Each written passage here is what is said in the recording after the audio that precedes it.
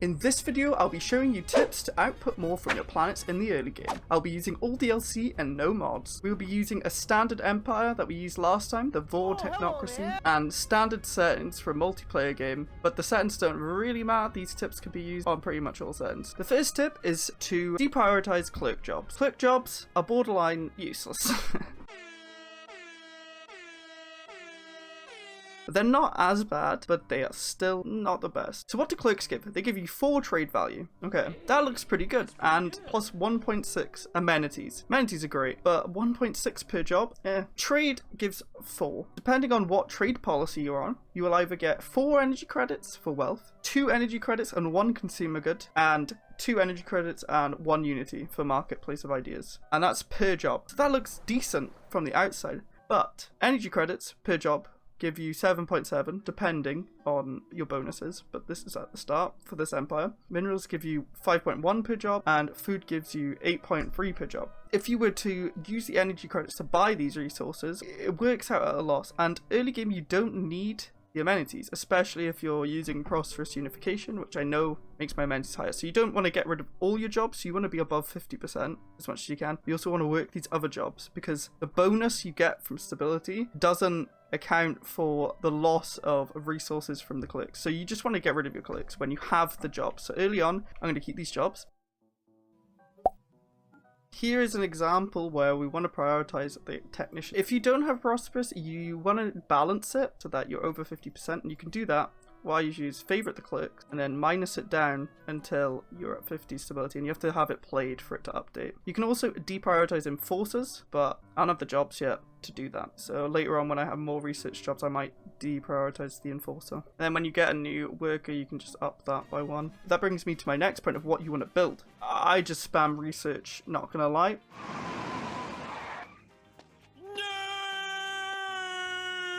And then I'll even replace the commercial zone because that's how useless clerks are. So once I finish with research labs, I'll start building generator districts. Now, you don't have to play this way, this is quite min-maxy, but if you're going for food, go for that. If you're going for minerals, go for that. But energy districts, I go for, because as soon as I see it, I'll get global energy management, which is the energy grid, and it also gives you the edict capacity subsidies. So this will make your energy gain insane, and I'll prioritize technicians and deprioritize clerks to work those.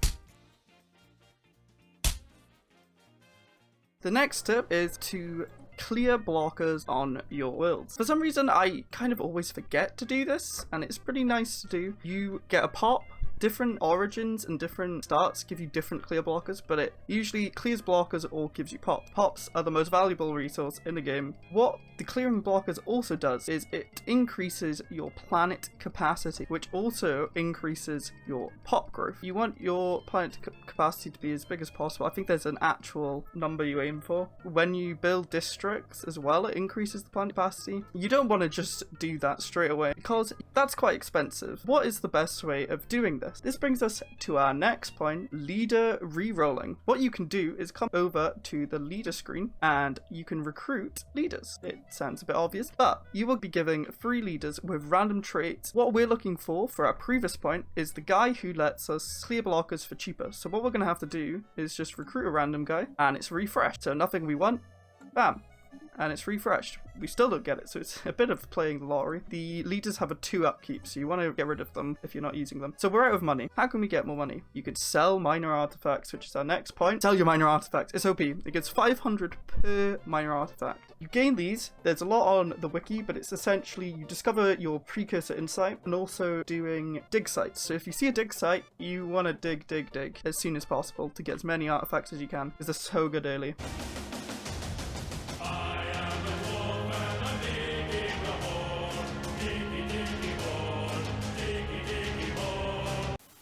You can't do this, I think, if you're a robot on a hive mind though. So now we've sold them, we can keep re-rolling. It's very arduous. Here we go. We got environmental engineer. And also what I was looking for is the science guy too, because obviously we're rushing science and science guy would give us a bunch of science. Okay, we finally got it with no money left, so we'll have to wait for that. The environmental guy reduces clear blocker time and cost by 25%. So before we do it, it's all 300 energy credits. When we put him on, it's now 225. So we're not going to do it yet. I'll come back when I have the energy credits and we finish building. A few moments later. We've got enough money to buy our science dude now. So we're going to get rid of this guy, even though he's decent. We want science. With our intellectual, we're gaining plus 10% science on everything, which is insane. But we want to clear these blockers to get a pop at least. What we can do is switch over to environmental engineer.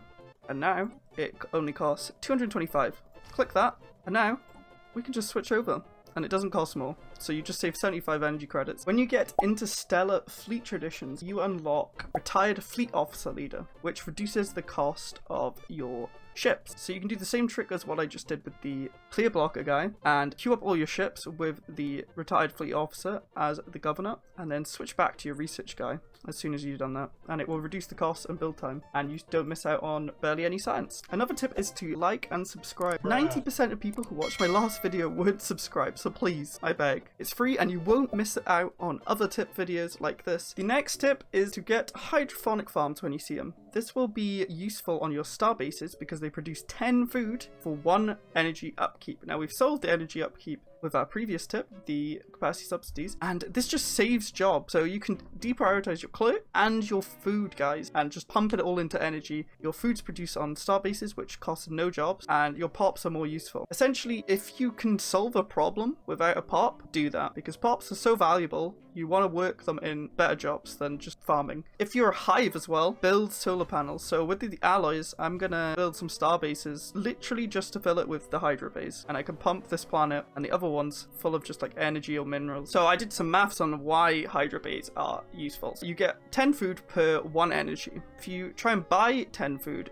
that will cost you 13 energy credits. If you sell 10 food, you get 7 energy credits. So it's just completely worth it. So now we have the allies, we can build a science ship, and this main job for the science ship will be to assist research. So assisting research requires a scientist, and you can assist research and you'll get 10% bonus science on this planet. Boop. 10%. So now we're getting 20% in total. To increase this even more, it scales with the scientist level. So we were at 10%, and if we nab, say, our level 2 guy, we now get 12%. So every level goes up by 2%, I believe. So if you've got a good scientist, you want to put your best skill level on your assisting research. One of the tips for your colonies is to specialize your planets. So when you can, you want to keep them on colony, because this lets you get rid of the colonist jobs because it provides good stability, amenities, and happiness. When it's built up and you can't do colony, you want to specialize them into one of these. They give you bonus output and build speed. Now you can't do this on your capital, just get plus 5% stability and amenities. So this next tip is going to be a bit disjointed because of the way it works. Right at the start of the game, you've noticed that I disabled this building, the admin offices. This is to prepare for the tip that I deem Empire Sprawl Juggling, which is very, very finicky. I disabled the admin job because the energy credit and consumer good upkeep is just useless early on because you're only 1 over, which is 0% tech cost. And this is to juggle your specialists around, which I will go on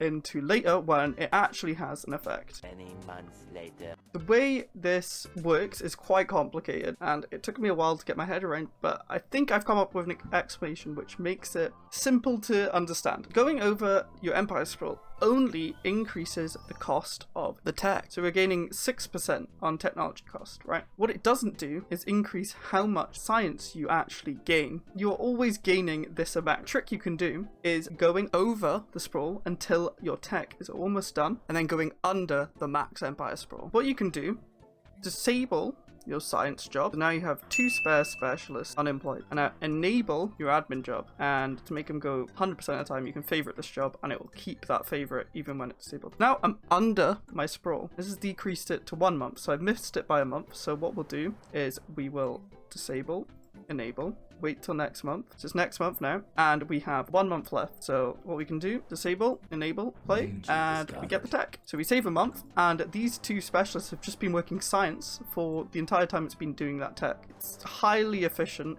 but it takes a lot of micro and just checking every month. So the tip I was given is just check every month if you can, that's the ideal, every 2 months, or just keep an eye on your techs until there's about 2 months left and you'll have to micro. There are mods that can help with the micro, but obviously this is no mods. Now you don't need to do this early on because you're only 1 or 2 over your sprawl, but when it gets to about here, when you're about 20 over and the cost is by 6%, you can save a month and make sure those jobs are working something more useful. Thanks for watching. If you enjoyed, like and subscribe. Got more tips? Comment them down below.